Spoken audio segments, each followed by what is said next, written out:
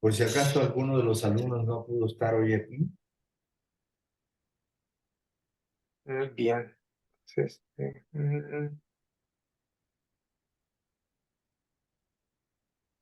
bueno, pues supongo como han estado viendo con su clase, pues hay diferentes aplicaciones. Esta aplicación de los mapas autoorganizados es más al área de salud, y en especial es para evaluar, por ejemplo, el efecto de fármacos antiepilépticos en un modelo animal experimental de epilepsia.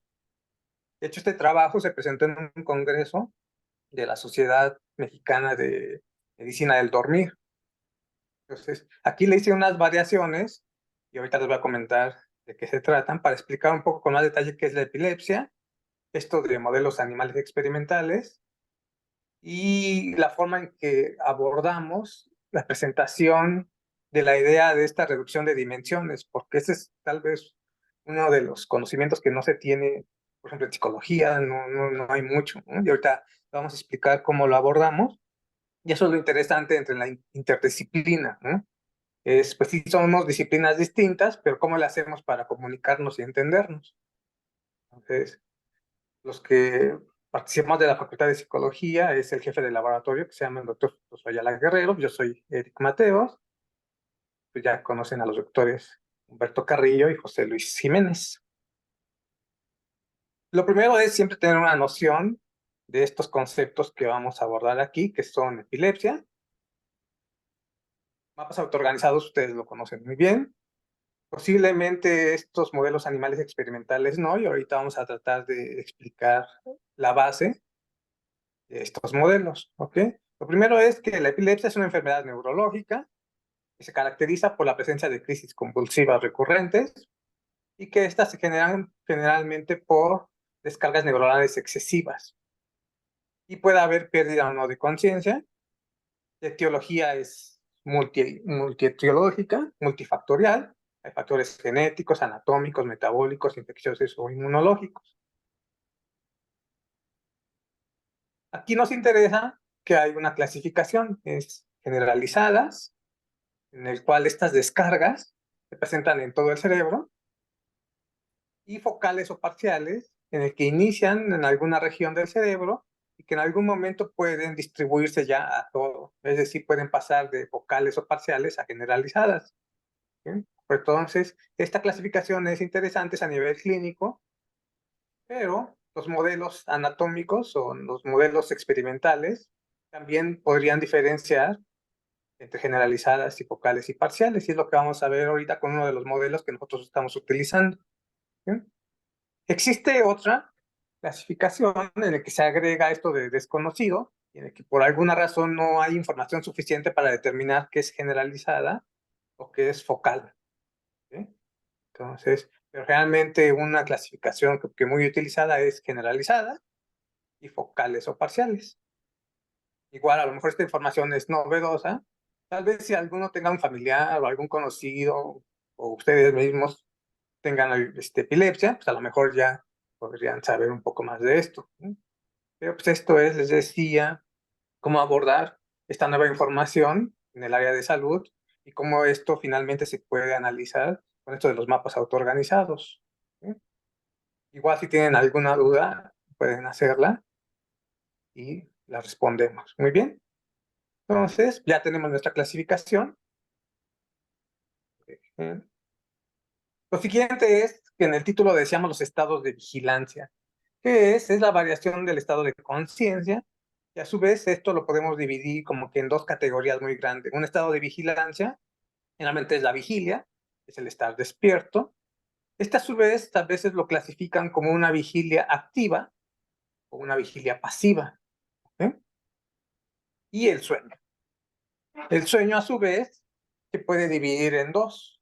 Uno que le llaman sueño lento o sueño en el que no hay movimientos oculares rápidos, y el sueño con movimientos oculares rápidos, que a lo mejor ya lo han escuchado porque es muy famoso que lo traducen como REM, famoso sueño REM, que en inglés es de Rapid Eye Movement, movimiento rápido de los ojos. ¿Sí?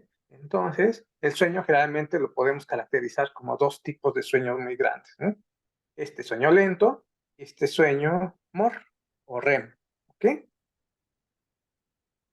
Aquí lo interesante es que diferentes especies pueden presentar esta separación en los dos tipos de sueño. ¿Sí? Y aquí quien nos va a interesar realmente para estos proyectos son tanto en humanos como, en este caso, en ratitas. ¿Ok?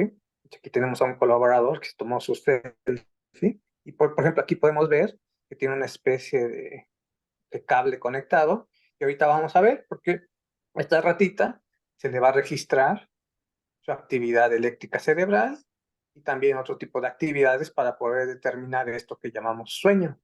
¿Ok? Pero por lo pronto, aquí aprovechamos que esto que se llamamos sueño, esta separación en sueño lento y sueño de movimientos oculares rápidos, pues lo presentan tanto la ratita como el humano. Y esto nos va a interesar por una de las características que se plantean en estos modelos animales experimentales. Y lo interesante también es que hay una relación funcional entre el sueño y la epilepsia. Generalmente tenemos que la presencia del sueño, y en especial aquí del sueño lento, pero también la falta de sueño, van a contribuir en la presencia de las crisis convulsivas. ¿Ok? Pero también la presencia de las crisis convulsivas influye en la reducción, por ejemplo, de este sueño humor o incluso en la falta de sueño. Entonces, a veces se llama esto que es una relación recíproca. Ahora bien, vamos a cómo podemos estudiar esta relación, pues se puede hacer en humanos, es decir, aquellas personas que tengan epilepsia, pues se evalúa su sueño. Y también se les pregunta qué tanto dormiste, reportes subjetivos, o se les hace un registro que se llama de polisofonografía para poder determinar cómo está presente su sueño. Esta de polisofonografía se registra la actividad eléctrica cerebral y otras señales fisiológicas para poder determinar cómo la persona está durmiendo. Si presenta estos dos tipos de sueño que habíamos mencionado antes, o si alguno de estos como que se reduce en cantidad. ¿Eh? Pero entonces esto también se puede hacer en los animalitos. ¿Eh? Entonces la ventaja de los modelos animales es que nos ayuda a comprender los mecanismos fisiopatológicos, es decir, qué neurotransmisores, como ya en su clase mencionaron la idea de la sinapsis, entonces los neurotransmisores, hay cierto tipo de neurotransmisores que ayudan a que se presente esto de la epilepsia, entonces conocer esos mecanismos fisiopatológicos, pero también otro bloque de investigaciones en el que se utilizan muchos modelos animales es para probar la eficacia de fármacos antiepilépticos. ¿Sí?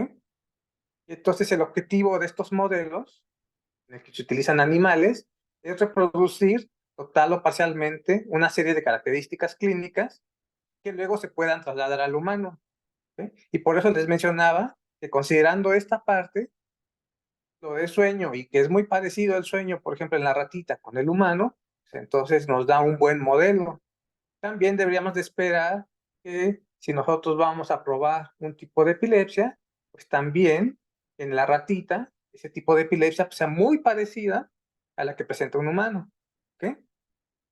De hecho, como que este modelo en probar los fármacos antiepilépticos es como que una fase preliminar de un ensayo clínico. Un ensayo clínico, a lo mejor con esto de la pandemia, ustedes tuvieron más nociones cuando le dijeron, pues esta vacuna pues, ya inició su ensayo clínico, ¿no? O está en tal fase de ensayo clínico, o en la fase 1 del ensayo clínico y no lo podemos aprobar hasta que esté en la fase 2 o 3. Y se le llama fase preclínica, generalmente, ese es un concepto que se tiene en cuanto a estos tipos de ensayos clínicos. La fase preclínica es cuando se prueba en animalitos, es decir, que la vacuna que se estaba probando, pues antes tuvo que haber pasado por y probándose en animalitos para ver que no provocaba efectos no deseados. ¿Sí? Entonces, esta es una parte muy importante de los estudios o de las aplicaciones de los modelos animales cuando se trata de evaluar la eficacia de distintos fármacos, no solo antiepilépticos, es de manera en general, estos fármacos, ¿ok? Y entonces diríamos que esta es parte de las fases preclínicas de los ensayos clínicos, ¿ok? Entonces sí supongo que escucharon, ¿no? Esto fue muy notable de, pues tal vacuna, pues sí, ya está en la fase 2, ¿no? Ya hasta se publicaron los resultados del ensayo clínico en la fase 2, entonces tenemos más seguridad de que pues no puede causar efectos no deseables, ¿no? Entonces lo aplicamos. Muy bien.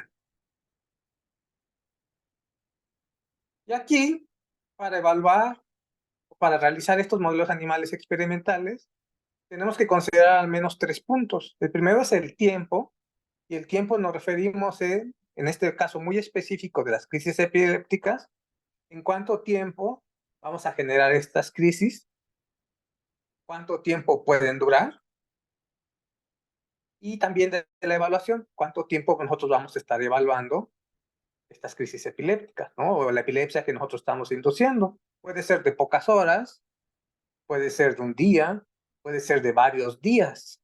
¿Eh?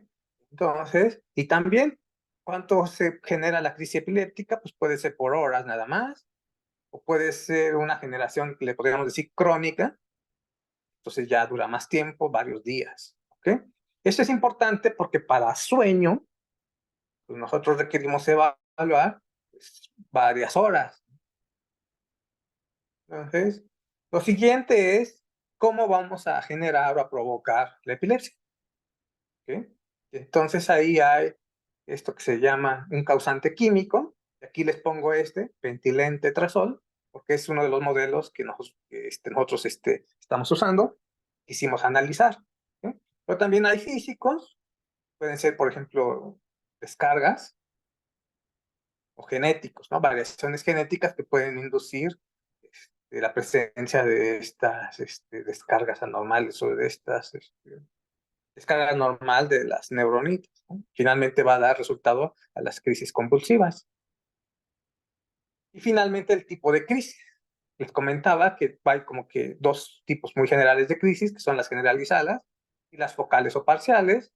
Entonces, pues estos modelos animales experimentales, de alguna forma, nosotros podríamos decidir qué tipo de crisis está generando.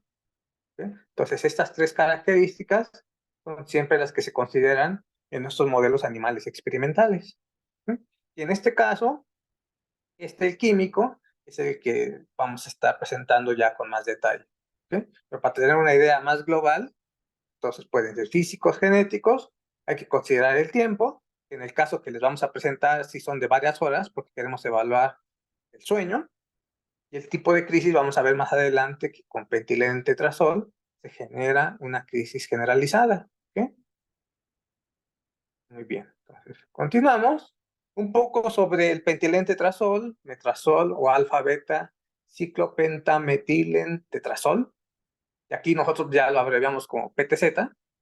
Entonces, cuando refiramos PTZ, pues es nuestro agente causante de convulsiones. ¿Okay? Es un antagonista no competitivo de los receptores GABA-A. Es decir, el mecanismo de acción tiene que ver con este neurotransmisor, se llama GABA, y con sus receptores muy específicos. ¿Sí? Entonces, a lo mejor recuerden la sinapsis, tenemos la neurona presináptica, postsináptica, pues tiene que ver con los neurotransmisores que van a la neurona postsináptica, ¿sí? Y que son muy específicos para este neurotransmisor, que se conoce como GABA. ¿Sí? Ahora bien, cuando se aplica ya sea en humanos o en animalitos, lo que genera a nivel conductual son crisis como que muy parecidas o que nosotros la podemos englobar dentro del tipo de generalizadas. ¿Okay? Aquí lo interesante es que dependiendo de la dosis, dentro de las generalizadas, por ejemplo, se tienen las que se llaman crisis de ausencia. ¿Okay? Y entonces, con esta dosis de a 20 a 30 miligramos sobre kilogramo de peso de PTZ, pues yo puedo generar este tipo de crisis de ausencia. ¿Okay? Pero también estas crisis tónico-clónicas. Este es el ejemplo clásico que uno a lo mejor tiene en mente sobre la epilepsia, los ataques epilépticos. ¿No? Por ejemplo, cuando vemos que una persona se cae y empieza a convulsionar, pues es posible que esté con este tipo de crisis tónico-clónica. ¿Ok? Y aquí, con PTZ, pues se puede generar ya sea de 40 a 100 miligramos sobre kilogramos de peso. Y ahorita más adelante vamos a ver que el que se utiliza para los experimentos que vamos a estar analizando es de 50 miligramos sobre kilogramo, es decir, se está pensando que se está generando crisis tipo tónico-clónicas. ¿Ok? Y aquí es lo más interesante que les comentaba. Queremos que sea lo más parecido, ya sea tanto en sueño, pero en este caso también este tipo de convulsiones que sean muy parecidas o clínicamente similares a las que se presentan en humanos. Y eso es lo que se ha planteado, ¿eh? Que con PTZ es un buen modelo de tipo químico, de tipo generar crisis generalizadas y que dependiendo de la dosis puede ser de ausencia o tónico-clónicas, ¿ok? Pero es un buen modelo y es el que se está siguiendo ahorita para evaluar, ¿ok? Entonces, hasta ahorita solo estoy detallando un poco con más detalle estos estudios que vamos a presentar más adelante, ¿ok? Entonces, no sé si existan dudas aquí y si no, pues continuamos, ¿ok? Entonces, lo siguiente es, ya como un modelo experimental, pues hay diferentes métodos, metodología, ¿no? Aquí va a ser una muy particular en que se busca evaluar el efecto protector del fármaco antiepiléptico sobre la vigilia y el sueño. ¿Cómo se va a hacer el procedimiento? ¿Sí? Pues lo primero es, vamos a administrar el fármaco antiepiléptico, el que sea, no importa cuál. Pero primero administramos el fármaco antiepiléptico. Tiempo después, lo que se hace es, se administra el agente convulsivante. En este caso es el PTZ, ¿ok? Y ahora sí, lo siguiente es, pues vamos a evaluar el efecto del PTZ.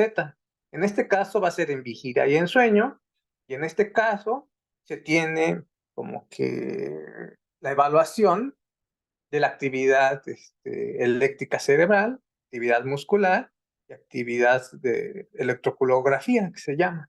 Es decir, por medio de registros poligráficos puede determinar la presencia de vigilia y sueño. Pero si yo no tuviera eso, pues ¿qué podría hacer? Pues evaluar la conducta de la ratita. Y entonces evalúa la conducta de la ratita y veo cuando presenta las crisis. ¿Ok? Pero entonces, este es un modelo. Otro modelo que podría ser, bueno, primero administro el agente convulsivante, PTZ, después administro el fármaco antiepiléptico y veo el efecto. ¿Okay? Hay diversas variaciones, pero aquí la que interesa es, y que se ha planteado, esta idea de evaluar el efecto protector, es primero fármaco antiepiléptico, se administra y se deja tiempo que pase para que empiece a surtir, digamos, efecto. Administramos PTZ y vemos qué efecto tendría. Entonces, lo que idealmente, si se tiene un efecto protector, lo que pasaría es que en esta parte pues, no habrían crisis o habrían muy poquitas crisis. ¿Okay? Y eso ya se puede atribuir aquí. ¿Okay? Pero entonces, este es el modelo que nosotros estamos utilizando. Les digo, pueden hacer variaciones, ¿no? Pero en este caso es primero fármaco antiepiléptico, el fármaco que induce la epilepsia, y ya se evalúa el efecto, y el efecto se evalúa, les decía, por medio de registros poligráficos, ¿ok? Ahora bien, y aquí viene parte de lo interesante, porque de forma tradicional, por ejemplo, en el área que yo estoy de psicología, muchas veces en medicina también, generalmente para evaluar a nivel, digamos, matemático, pues se utiliza estadística inferencial. Y esto nos reduce porque una de las limitaciones es que ya es la distribución general del grupo, por ejemplo, con medias, medianas, no, casi no se considera el efecto individual por cada animalito. Y entonces, por ejemplo, este es un ejemplo, ¿no? Que claramente lo que uno hace en estadística inferencial, pues lo que comparo, por ejemplo, aquí este es de vigilia, sueño lento y el sueño moro REM. Tengo 3 días, por ejemplo, aquí tengo día 1, día 2, día 3, igual aquí día 1, día 2, día 3, igual aquí día 1, día 2 y día 3. Y en este protocolo en especial lo que se hizo es, el primer día se le llama de línea base, es decir, no se aplica nada, simplemente se hace el registro. Este día 2 es el experimental, y es en el que replicamos esto que les mencioné previamente, que es administro mi fármaco antiepiléptico, después el fármaco que produce la epilepsia, ya estoy evaluando el efecto. ¿Okay? Y este tercer día le llamaron de recuperación, es decir, tampoco aplicamos nada y solo vemos el efecto a largo plazo de, de los fármacos que yo administré. ¿Okay? Pues, por ejemplo, aquí vemos que solo se aplicó el PTZ, es decir, aquí solo se quiso evaluar el efecto de este fármaco en la inducción de las crisis epilépticas. ¿Okay? Si se dan cuenta, aquí es 50 miligramos y entonces esperamos que sean tónico-clónicas. ¿Okay? Entonces, ¿qué es lo que vemos? Que la cantidad de vigilia aumenta y este asterisco nos dice que es significativo. Pues eso es, para eso nos apoya mucho la estadística inferencial, porque aquí ya vemos que esta variación sí fue significativa. Pero también el sueño lento y el sueño humor disminuyen. Y entonces, estos análisis que generalmente, de hecho, es como, no sé si tradición, pero es como que un método como muy estándar que se utiliza. ¿No? Por ejemplo, aquí sí se aplica, por ejemplo, PTZ, pero antes gabapentina, que es uno de los fármacos antiepilépticos. ¿Okay? Aquí se utiliza una dosis muy específica de 30 miligramos sobre kilogramos, y es el mismo procedimiento, 3 días, 3 días. Solo en el segundo es donde se hace la parte experimental, que recuerden, la parte experimental en este caso fue primero gabapentina, después de una hora se administró el PTZ y ya se ve el efecto en vigilia, sueño lento y sueño humor o sueño REM, y el tercer día de nuevo se le considera de recuperación. Vemos qué tanto se recupera en el animalito. ¿Sí? Aquí vemos diferencias significativas en cuanto a la vigilia. Entonces, el sueño lento, pues en realidad aquí no hubo diferencias significativas, y en el sueño humor sí, sueño REM, ¿no? Con que incrementó. Pero si recuerdan el previo, en el que incrementaba totalmente el PTZ, que aquí lo vemos, estos son los cambios, pues aquí ya vemos un efecto de la gabapentina. Es decir, ya no produce, porque si no estuviera la gabapentina, esperaríamos que este incrementara, que este blanquito disminuyera, que este del sueño REM también disminuyera. Pero aquí ya no ocurrió eso. ¿Sí? También se puede hacer con valproato, este es otro fármaco antiepiléptico, pero es la misma idea, ¿no? Yo utilizo mis análisis estadísticos para poder determinar la diferencia entre los 3 días. Y si hay diferencias significativas, pues ya digo, ah, mira, este valproato, pues hizo que, pues como que no, en vigilia, como que no redujo el incremento que se debe al PTZ, ¿no? Y al sueño humor, pues sí lo bajó, y al sueño REM también lo bajó, ¿no? Entonces, es así como generalmente se hacen las comparaciones, ¿no? A veces se tienen diferentes grupos, ya se utilizan diferentes análisis que llaman multivariados, pues la idea global es esta, ¿no? Y de ahí, pues nos surgió como que esta noción, ya considerando la idea básica de cómo funcionan los mapas autoorganizados, es consideramos que conocer el efecto individual de estos fármacos contribuiría de alguna forma a conocer su eficacia, ¿no? Y entonces aquí la idea que nos surgió fue evaluar si estos mapas autoorganizados permiten diferenciar el efecto de diversos fármacos antiepilépticos sobre los estados de vigilancia, ¿no? Porque aquí, de alguna forma, fueron artículos o publicaciones que se dan de forma independiente. Se presenta gabapentina por un lado, valproato por otro, pero lo ideal sería ver junta todos, ¿no? Y a veces cuando ya se empieza a hacer eso de los análisis estadísticos, pues ya no nos dan para mucho, ¿no? Porque son diferentes subgrupos, diferentes días, y entonces ahí es donde ya se empieza a perder el conjuntar todas las variables. Entonces, nosotros vimos que con los mapas autoorganizados sí se podría hacer. ¿Sí? Entonces, ¿qué fue lo que hicimos? Pues aquí en el laboratorio donde yo trabajo, ya llevan mucho tiempo evaluando esta metodología de evaluar el efecto de los fármacos antiepilépticos con este método, ¿no? Y en evaluación del sueño.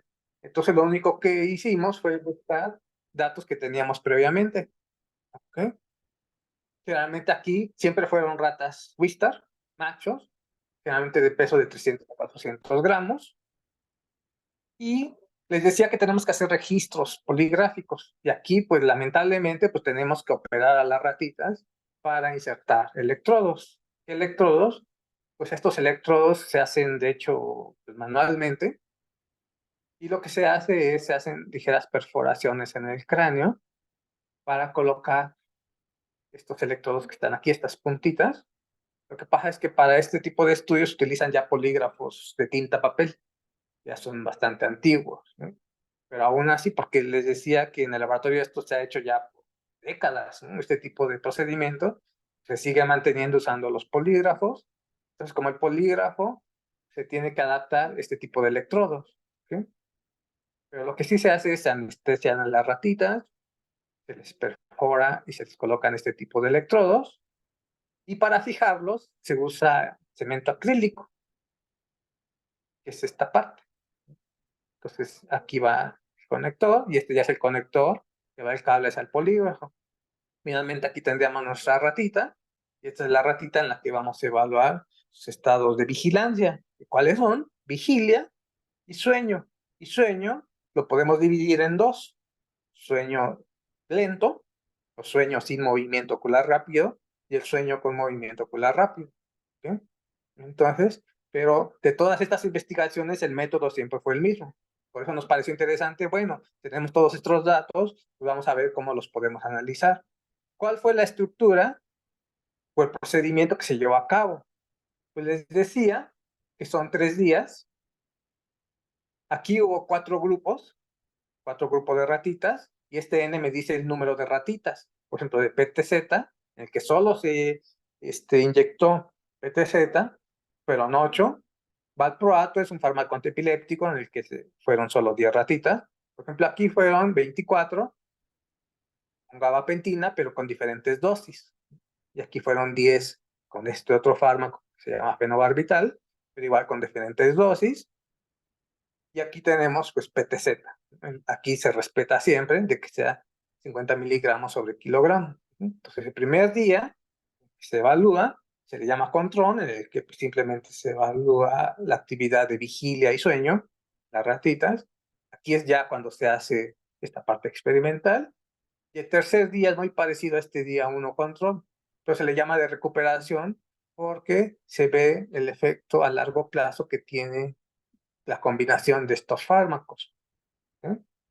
Entonces, la mayoría de estos fármacos, valproato, gabapentina y fenobarbital, tienen efecto en GABA, en el neurotransmisor GABA, que veíamos que también es una de las principales influencias de este que se llama PTZ. ¿Sí? Entonces, esa es la metodología que nosotros utilizamos. El registro poligráfico ahora sí fueron de 10 de la mañana, iniciaron siempre a las 10 de la mañana. Aquí sí hubo una ligera variación entre los estudios, porque en algunos fueron 9 horas y en otros fueron 10 horas. Y para compensar esta variación, lo que nosotros fue representar los valores en cuanto al porcentaje del tiempo total de registro. Y si de alguna forma sí tratamos de homogeneizar, normalizar los valores para que hubiera comparación y que, porque si fuera en tiempo, entonces estos de 10 horas pues van a tener más tiempo, ¿no? Entonces lo que hicimos fue representarlos como porcentaje respecto al tiempo total de registro. ¿Sí? Fueron 3 registros en días consecutivos y les decía que de este tipo de metodología estos estudios llevan muchos años, ¿sí? Y se iniciaron con un polígrafo GRASS modelo 7, que en aquellas épocas era como que tipo de instrumento para hacer este tipo de registros como que más novedoso, ¿no? Y algo muy importante es siempre seguir las normas éticas. Pero entonces aquí lo que tenemos es, ¿qué es lo que generalmente uno evalúa? Aquí tenemos corteza anterior con corteza posterior, tenemos la electromiografía, y a partir de estas características nosotros podemos determinar si la ratita está en vigilia, en esto que llamamos sueño lento, o en esto que se llama sueño morbo. ¿Okay? A partir de eso, pues simplemente se toman los porcentajes de estas 9 a 10 horas, pues cuánto fue de vigilia, cuánto fue de sueño lento y cuánto fue de sueño morbo. ¿Okay? Pero también se tiene que verificar si se presentan pues, estas descargas clónicas, ¿no? Entonces, aquí vemos que sí. Aquí son 2 ejemplos de 2 ratitas, en el que solo se les administró el PTZ, y aquí se ve, ¿no? El tipo de descargas que presentan. Ahora bien, cómo aplicar los mapas autoorganizados. Sabemos que son redes neuronales artificiales de aprendizaje no supervisado, y creo que este es algo interesante, porque dejamos que los datos sean los que se agrupen.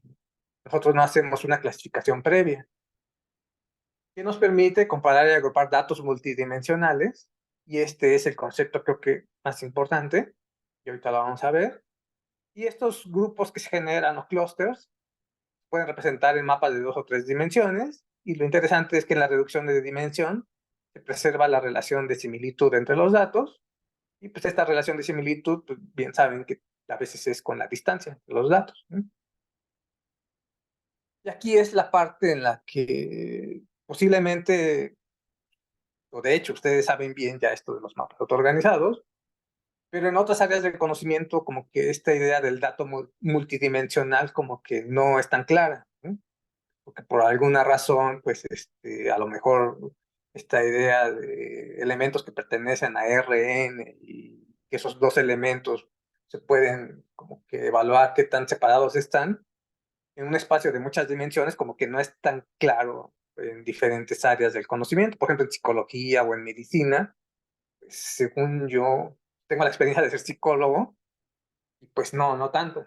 Entonces aquí es cómo explicar, cómo tratar de dar esta idea para que otras personas con otras disciplinas, con otros conocimientos, puedan entender la idea básica, ¿no? De aquí lo que se nos ocurrió es, bueno, un dato multidimensional, uno, es igual a la característica o atributo de cada rata. Entonces, ¿cómo lo planteamos? Bueno, tenemos ratas. Aquí hay 4 ratas. A esta rata se le administró solo PTZ, a este valproato, a este gabapentina y este fenobarbital. ¿Y a qué nos referimos con característica o atributo de cada rata?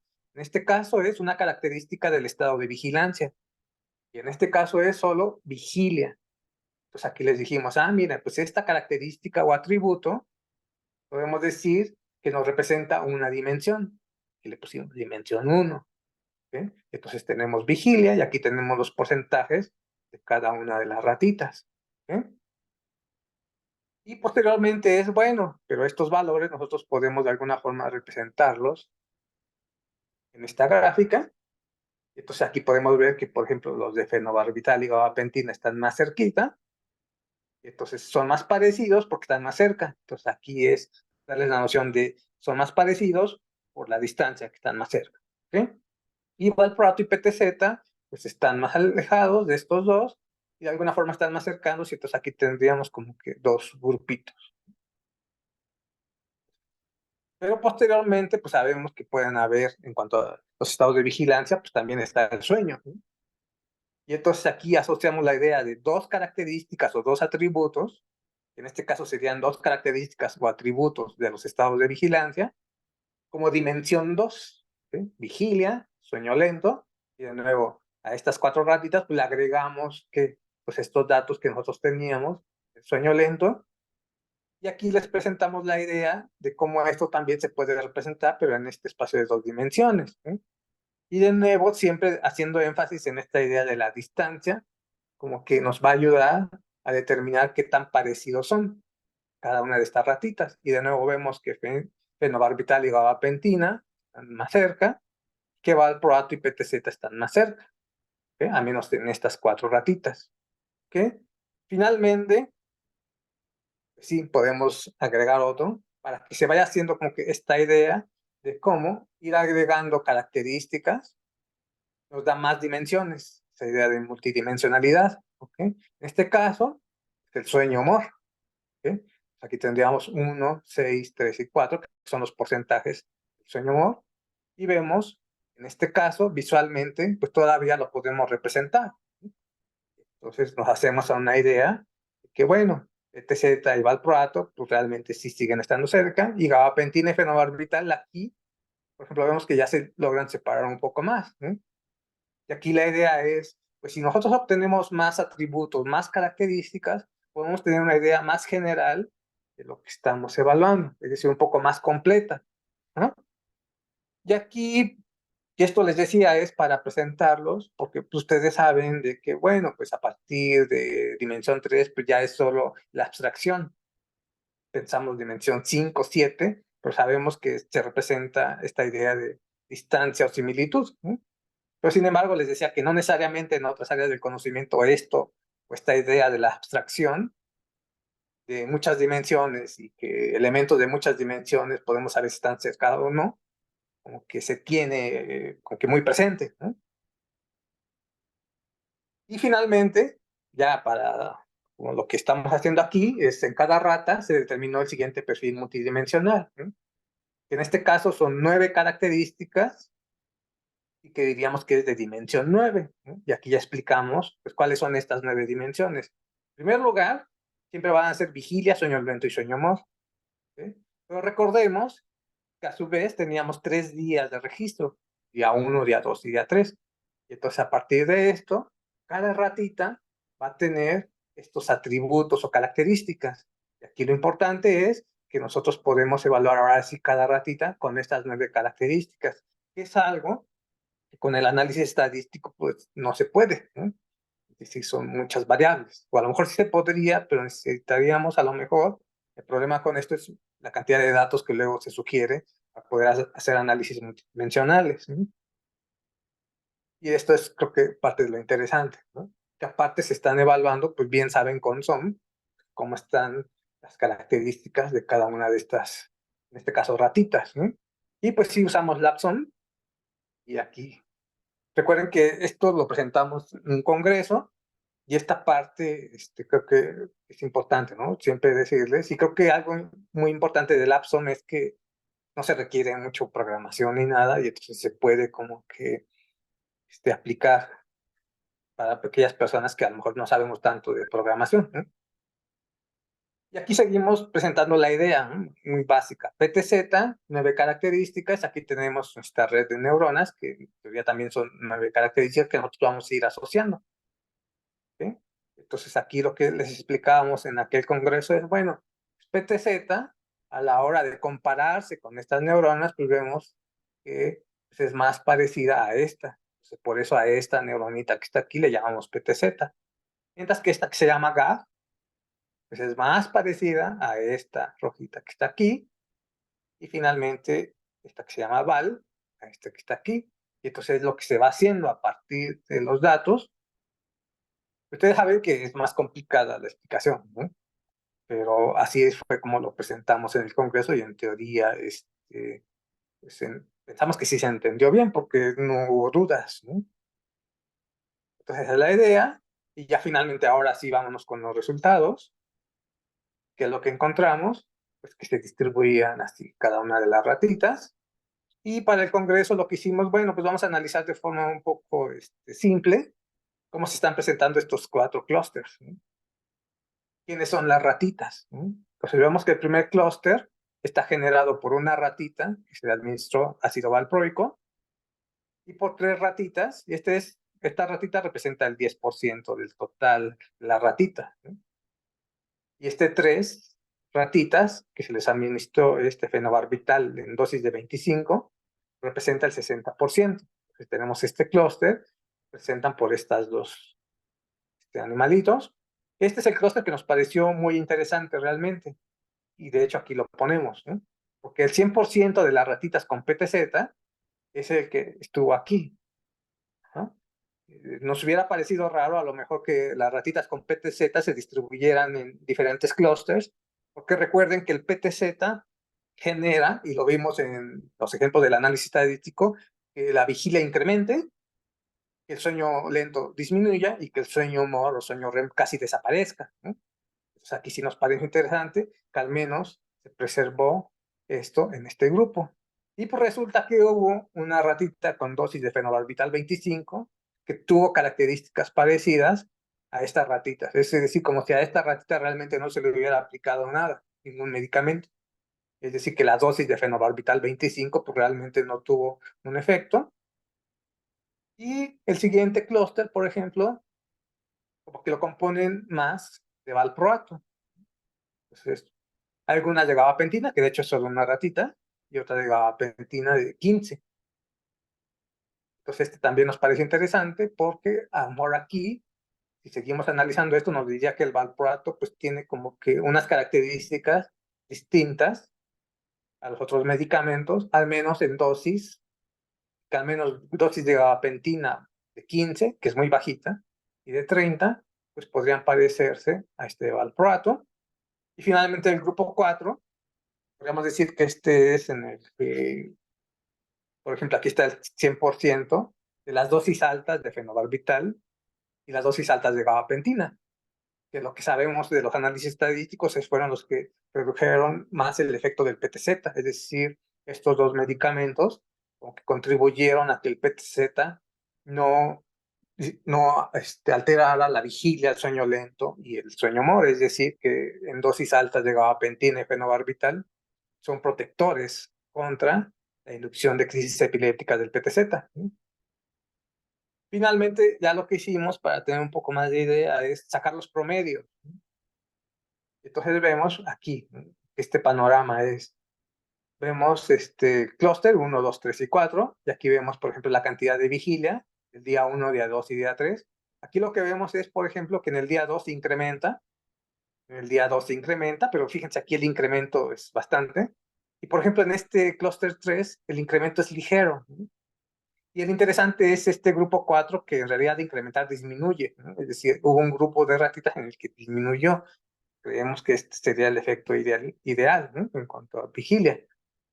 Vemos que también en sueño lento se presenta ese patrón, ¿no? Es decir, aquí disminuye más, que recuerden, este grupo 2 es en el que solo tenía el PTZ y uno de fenobarbital.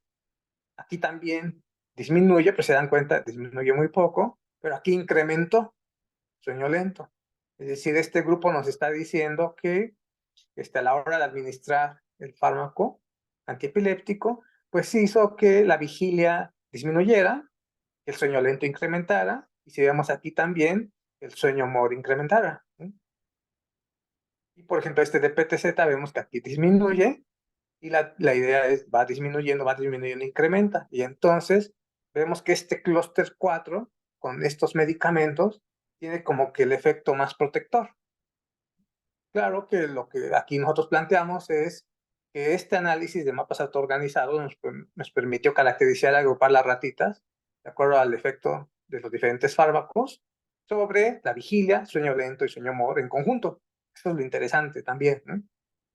Claro que requerimos más análisis más detallados sobre los perfiles multidimensionales de cada ratita, y lo que pensamos es que estos hallazgos a nivel clínico pueden contribuir en el estudio de la reacción de pacientes con epilepsia bajo diferentes tipos de tratamientos farmacológicos. Es decir, como que ya enfocarlos más, que cuáles pacientes pueden pertenecer, por ejemplo, al grupo de clúster 4, 3, 2 o 1, ¿no? Entonces, ese fue lo que presentamos, otra aplicación de estos mapas autoorganizados, que realmente tenemos, bueno, en el laboratorio se tienen con otro modelo de inducción química de epilepsia, y entonces también se quiere como que ir buscando esos datos y ver que sean los más parecidos para poder agregarlos, ¿no? Pero entonces, fueron los resultados preliminares y consideramos que son interesantes y que de hecho en el congreso que presentamos, hubo como un filtro, se presentaban las ideas de los pósters y solo un grupito de pósters fueron seleccionados para presentarse en el congreso. Y tuvimos la suerte, no la suerte, a lo mejor la información realmente relevante para los colegas que trabajan en el área de medicina del dormir, ¿no? Que decidieron, bueno, pues presenten su trabajo. ¿Sí? Bien, eso es todo. Ok, Eric.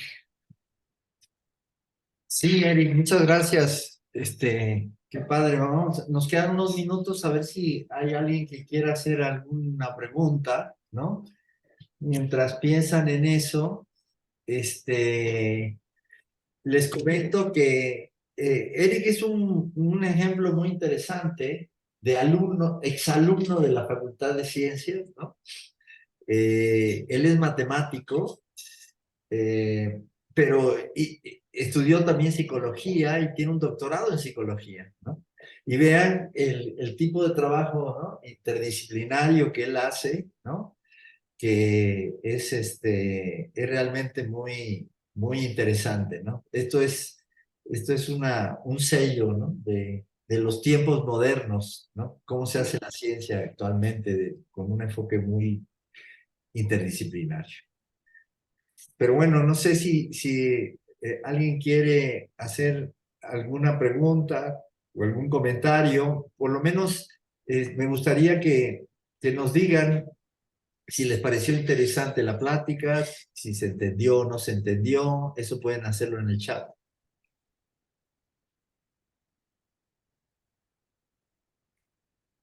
El chat es muy bien.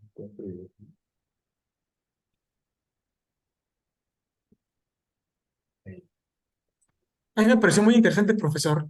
Y tengo una pregunta. ¿Cuáles serían las desventajas de utilizar estos mapas en este proyecto en comparación con otras herramientas? Yo creo que la desventaja tradicional son, ¿no? De que si modificamos un poco alguna variable, como que te cambia la agrupación, ¿no? Entonces, o el clúster que se genera, ¿no? Entonces, de hecho, hicimos varias pruebas con diferentes, por ejemplo, matrices de las neuronas, de la red neuronal, y el único que era consistente es este grupo 2, ¿no? Porque si le cambiábamos un poco la matriz, entonces, pues cambiaba un poco, a lo mejor una ratita pertenecía a otro grupo, ¿no? Pues ese podría ser uno. Y otro a lo mejor es, pues ya que tenemos estos cuatro, si es consistente ya el resultado, a lo mejor utilizar una red neuronal pues ya supervisada, y nosotros ya decimos que son cuatro las clasificaciones que son, ¿no? Pues ahora sí agrúpame a lo mejor a las ratitas que vayan llegando, ¿no? Ese es uno. Ujú. Muchas gracias, Eric. Sí. ¿Alguien más quiere hacer algún comentario? Veo que aquí Natael nos dice que a mí me sigue sorprendiendo cómo múltiples disciplinas interactúan entre sí y pregunta si, dice, por curiosidad, ¿consideraron algún otro tipo de algoritmo o modelo de clustering para la investigación?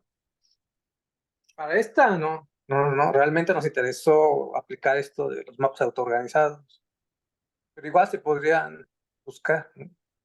Sí, una cosa que usan mucho más tradicionalmente los médicos, los biólogos, ¿no? Y otros científicos, como los psicólogos, es el PCA, ¿no? El Principal Component Analysis. Pero la interpretación, ¿no? que, que permite la red neuronal es mucho más rica que la interpretación que se puede obtener haciendo análisis de componentes principales, por ejemplo, ¿no? Eh, Otro método de clustering sería K-means, ¿no? Pero bueno, pero ahí tú tienes que decirle a priori cuántos clusters quieres, ¿no? Y aquí lo interesante y la ventaja que tiene la red neuronal es que tú no le tienes que decir cuántos clústeres quieres tener a priori. Eh,